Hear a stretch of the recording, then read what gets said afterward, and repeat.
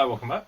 Like some of you out there, I use carbide inserts on the lathe, and every now and then you break a tool, and it's usually a learning experience, and I have a little pot of learning here.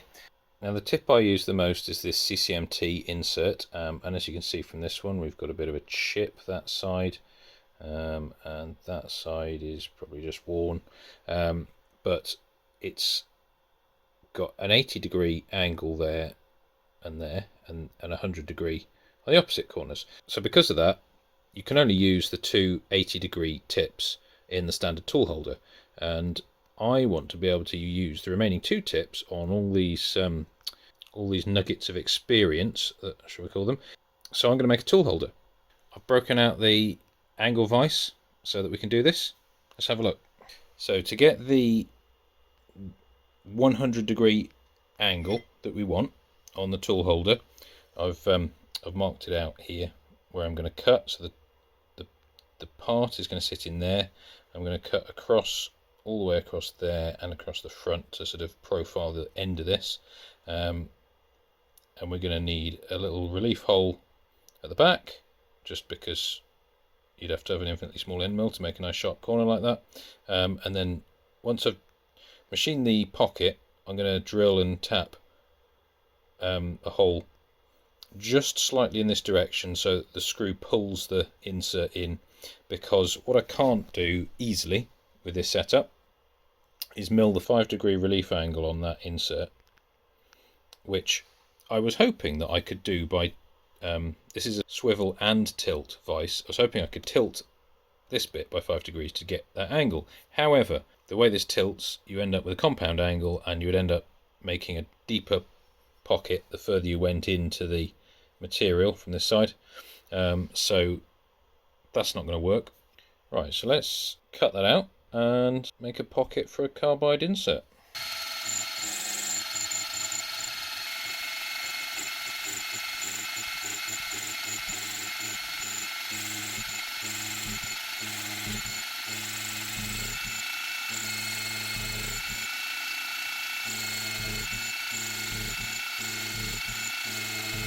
So that's the profile of the tool roughed out. If I just offer that up, that's where the insert is going to go.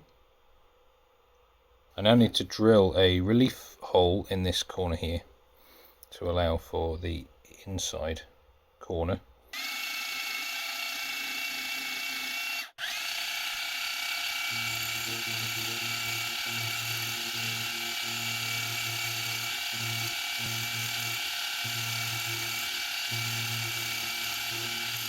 I've machined this flank of the 100-degree angle, but because obviously the XY system moves at 90 degrees, that means I've got another 10 degrees to take off this side.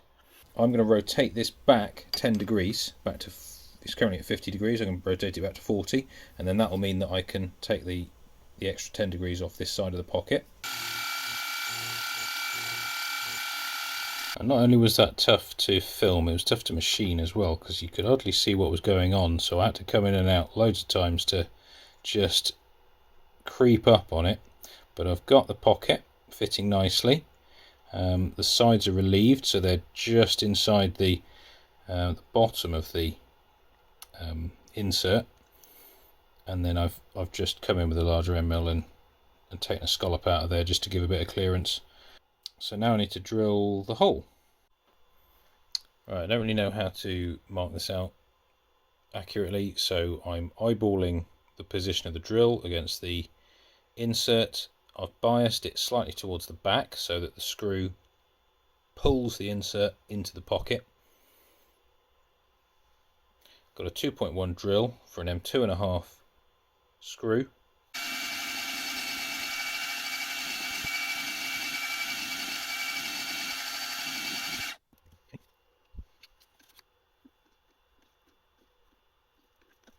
Take some time. Now started, I will use this. So I'll feel.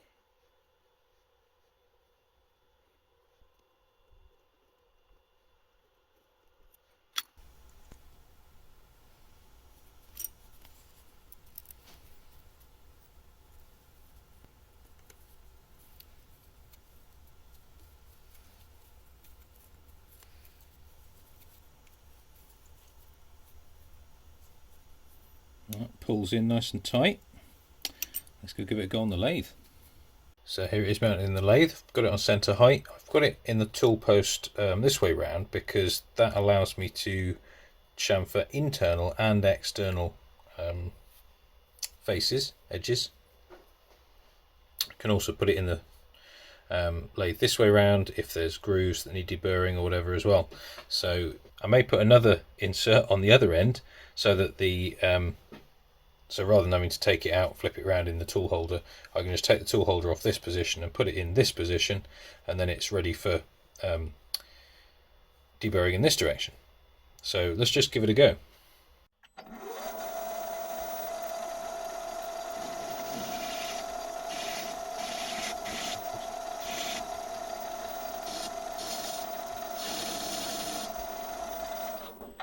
That is working very nicely.